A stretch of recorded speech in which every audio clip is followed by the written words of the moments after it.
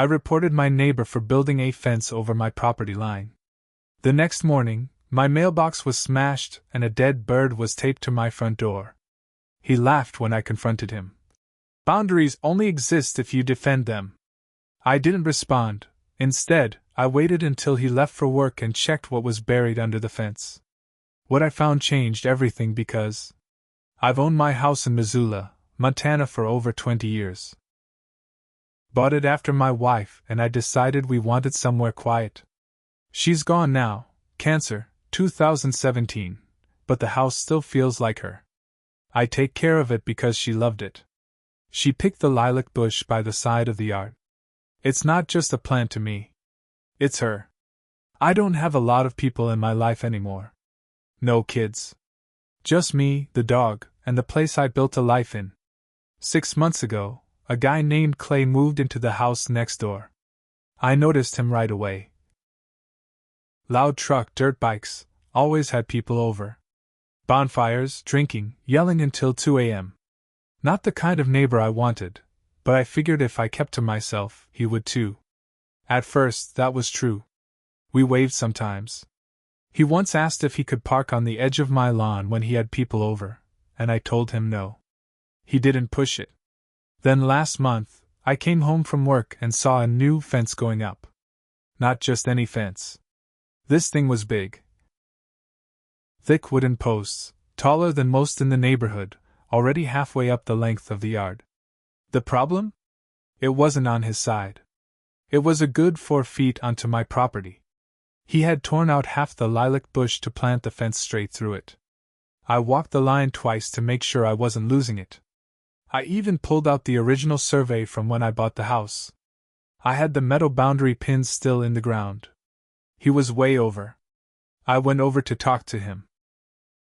He was by his shed drinking from a thermos and measuring something on a clipboard. I said, "Clay, your fence is on my property." He didn't even turn. Just said, "Don't think so." I tried to stay calm. I told him I had a survey and boundary markers.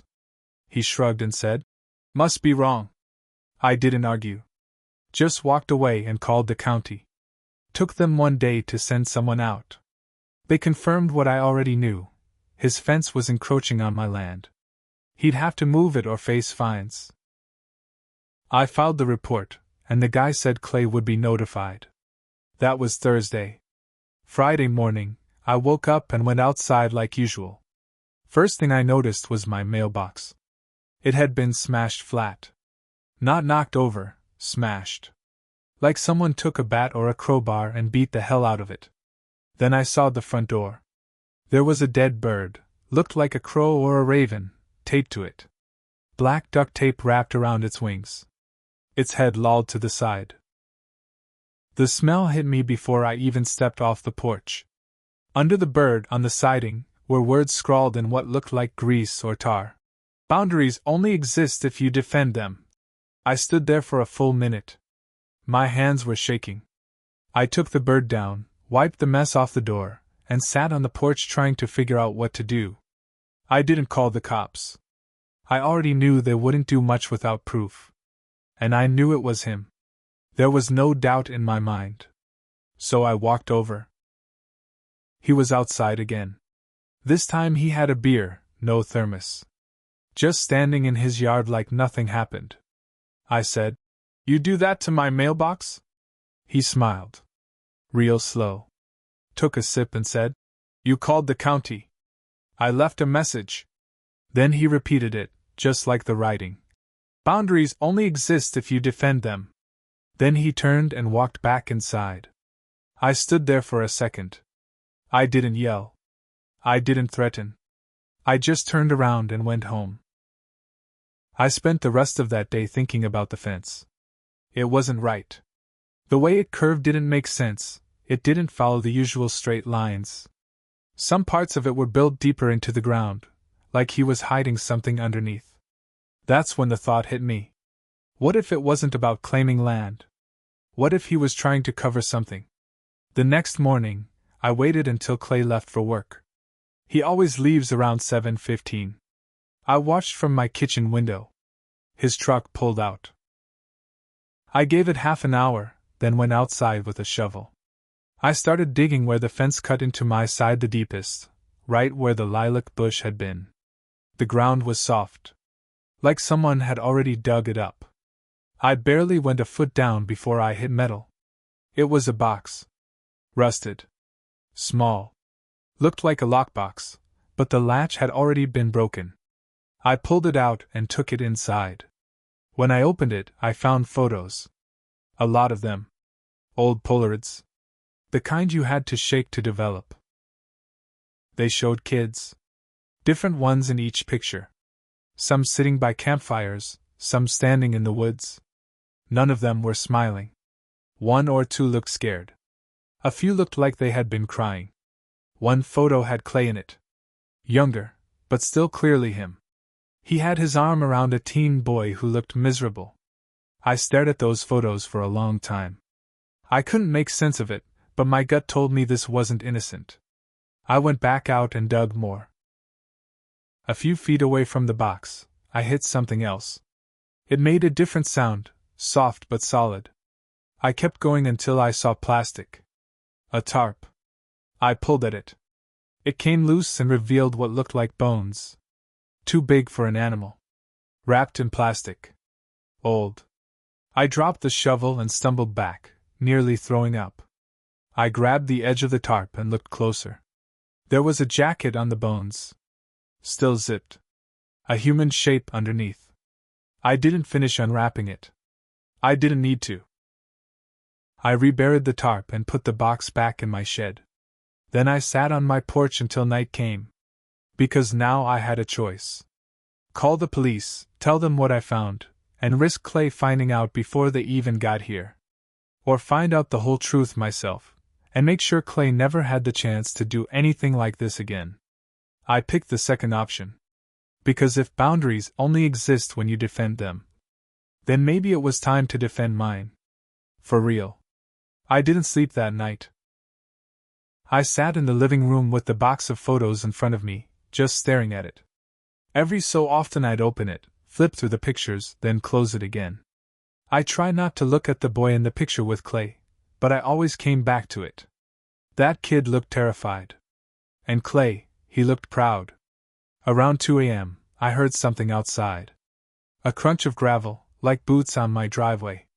I turned off the lamp and moved to the front window. There was no car. No lights. Just a shadow near my smashed mailbox. I kept still. Whoever it was, they didn't come to the door. They walked back toward Clay's yard. I waited, then snuck out the back and made my way along the edge of my house, crouching low. I saw him. Clay. He had a flashlight in one hand and something long in the other. Looked like a crowbar. He was checking the posts on the fence, tugging at them, testing them like he knew I'd been digging. He stopped near the spot where I found the bones. Stood there a while, then slowly walked back to his house. That confirmed it for me. He knew something was there. He knew I was close. The next morning, I called a friend from way back, someone I hadn't talked to in years. His name's Wes.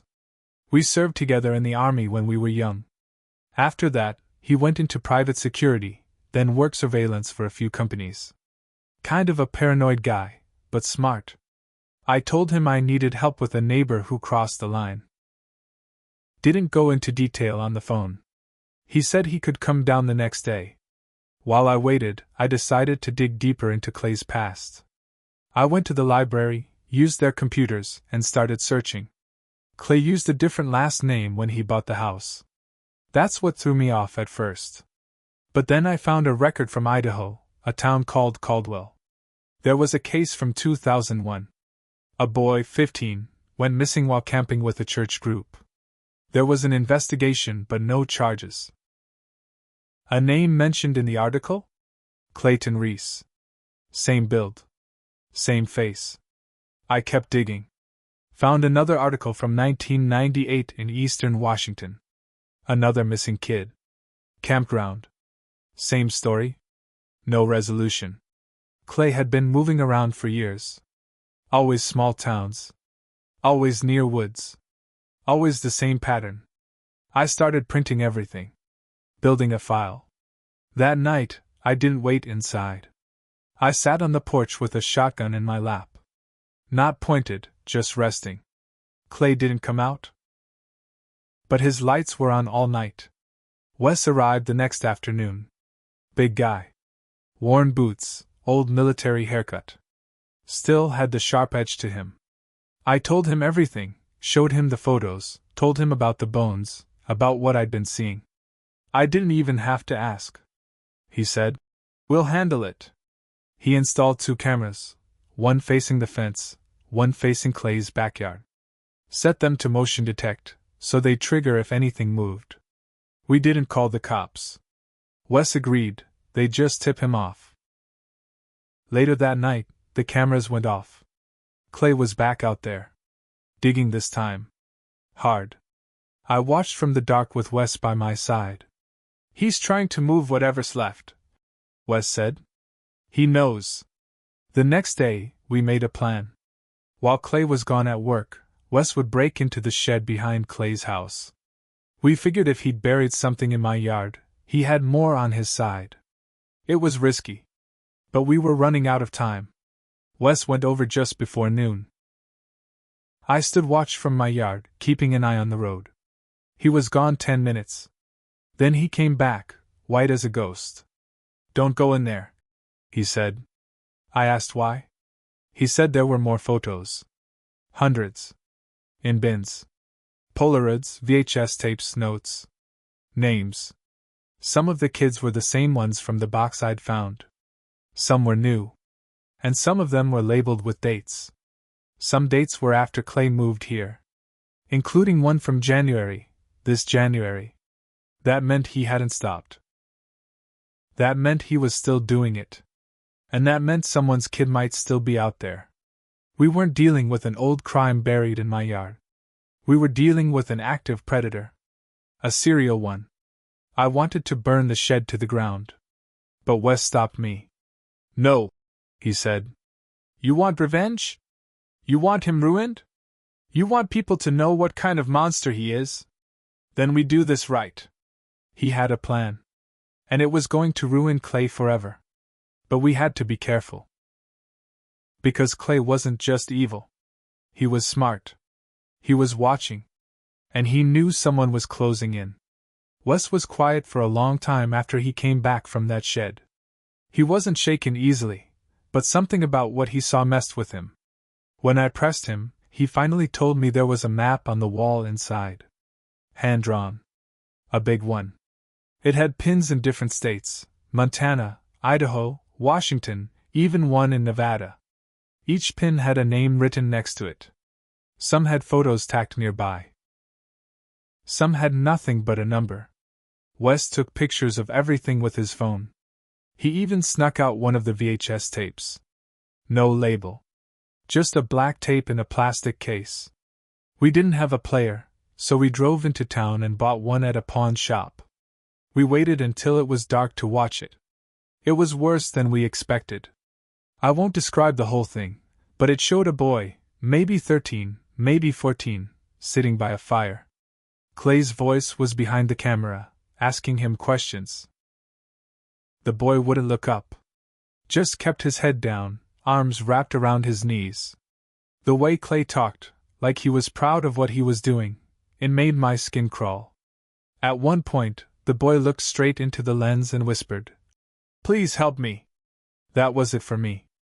I told Wes I didn't care about being careful anymore. I wanted the cops, the FBI, the media. I wanted Clay dragged through the dirt. But Wes had a different idea. "We go public," he said. "But not just yet. Let him hang himself first." Wes had a friend who worked freelance in journalism. Guy named Milo. He'd covered cults, trafficking rings, that kind of thing. We sent him copies of the photos, the tape, the map. He called us the next day and said he was in. He'd drive down from Spokane and meet us in 2 days. But Clay must have known something was coming. Because that night, everything changed. At 3:12 a.m., one of the motion cameras caught him sneaking through my yard. He wasn't digging this time. He was pouring something. Gasoline. Wes saw it first and bolted out the back door. I followed. We caught Clay by the edge of the yard, crouched with a red can in his hand, already lighting a match. Wes tackled him. The fight was ugly. Clay swung the gas can and hit Wes in the face. I rushed in and grabbed Clay's arm before he could light another match. The lighter flew into the grass. He screamed like a wild animal, cursing, frothing, saying we had no idea who we were messing with. That he had friends who'd make us disappear. Wes hit him hard, once, and Clay dropped. We tied him up with zip ties and dragged him into my garage. That's when we heard it. A truck. Coming fast. It wasn't Clay's. It was someone else. We hid behind the garage as a black pickup pulled into Clay's driveway. 2 men got out. Both big. Both moving like they weren't strangers to violence. One of them had a crowbar. The other had what looked like a silenced pistol tucked into his waistband. Wes and I looked at each other. "This is bigger than him," he whispered. We watched as they walked straight into Clay's house. No knocking, no hesitation. They were in there for maybe 5 minutes. Then they came back out, looked around the yard, and one of them pointed toward my house. We slipped back into the garage and shut the door. Inside, Clay was coming to. He was moaning, trying to sit up. Wes leaned over and whispered into his ear, "You tell us who they are, or they're going to kill you first." That got his attention. He looked at us, wide-eyed. Said, "You don't understand. I'm not the only one. I just deliver." We didn't say a word. He kept going. "There's others. I just keep them moving. They don't stay long. I don't choose who. They just tell me when and where." We were stunned. I asked him, "Who are they?" He laughed, actually laughed, and said, "You think the cops don't know? You think I'm the only one with a fence?" That's when I realized. This wasn't just about one man hiding bodies in my yard. This was part of something bigger. And now we were in it. Wes looked at me and said, "We're not just exposing Clay anymore. We're going after whoever's behind him." And just like that, the revenge I wanted turned into something else. This wasn't personal anymore. This was war. We didn't sleep. Wes and I kept Clay tied up in my garage while those 2 men stayed parked across the yard in that black truck. They didn't come closer, didn't knock. They were waiting, maybe for Clay to come out, maybe for backup. Either way, we didn't have time. Wes sent every file we had, the video, photos, shed pictures, map, to Milo and told him to publish it no matter what happened. We copied it all to 3 flash drives, and I hid one in the back of my water heater. At sunrise, the truck was still there. But then they left, fast. No headlights. Just peeled out and disappeared down the road. I figured they got spooked, maybe knew someone was watching. An hour later, the cops came. Not local. Not county. FBI. Unmarked cars, vests, badges. They surrounded Clay's house and took him from my garage without even blinking. We thought that was it. We were wrong. Clay screamed all the way to the car. Said names. Gave locations. Said, "Check the freezer in the shed." And, "Ask Jenkins in Boise." And, the church, check the church." He wasn't bluffing. It blew up fast. Within a day, the feds dug up 2 more sites in different towns. News vans showed up. Milo's article hit the internet like a grenade. Turned out Clay was a handler. A middleman. His job was to move kids through rural areas, stash them, then send them on to God knows where. He kept trophies. Pictures. Videos. Maps. Sick stuff. The part that shook everyone was that his clients weren't all backwoods freaks. Some were pastors. One was a retired state senator. A retired judge showed up on the list Milo published. It went all the way up. Then it got quiet. Too quiet. One by one, the people involved either vanished or were found dead. Car accidents. Suicides. A fire at a county records building in Idaho destroyed a huge chunk of evidence. Milo's website went offline for 12 hours. Someone was scrubbing. Wes stayed in town to watch my back. But after a week, someone broke into his motel room. Nothing was taken, but his laptop was fried, the hard drive pulled out. That same night, a rock flew through my front window with a note taped to it. "Your fence ends here." I should have left it alone. But I didn't. Instead, I made it worse. I called a local reporter, someone who'd grown up here, someone I trusted, and gave her everything. Not just the files. Names. I told her who'd visited Clay, who looked the other way, which judge threw out a trespassing case I'd filed years ago when Clay first moved in. That story ran front page. Then came the fire. 3 days after it printed, someone lit Clay's house on fire in the middle of the night. It spread fast. Burned to the ground. His shed, too. Everything inside turned to ash. He hadn't even gone to trial yet. Clay was found hanging in his holding cell the next morning. No note. No witness. The official word? Suicide. Wes didn't buy it. Neither did I. But here's the twist. A week later, a woman came to my house. Early 40s, small, shaking. Said her brother disappeared in 1997 after a church camping trip. She saw his face in one of the photos we leaked. Said no one ever believed her, not even her parents.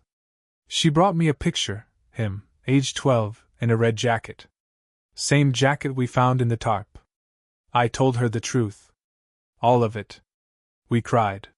She hugged me. Said I gave her brother back, even if it was just bones. Then more people came. Families. Mothers. One guy came all the way from Nevada. Said his daughter disappeared near a rest stop 10 years ago. He wanted to thank me. I didn't feel like a hero. I felt dirty. Because I had waited. I'd found the box. I'd known for a whole day before I called anyone. I told myself I wanted justice, but the truth is, I wanted revenge first. I wanted to scare Clay. I wanted to hurt him. I let myself be selfish. And if Wes hadn't come when he did, maybe more kids would have vanished. That's on me. Wes left town 2 months later. Said he was heading east, helping another friend. Before he left, he gave me a new mailbox. Real solid one, steel core, tough to smash. But I left it in the shed.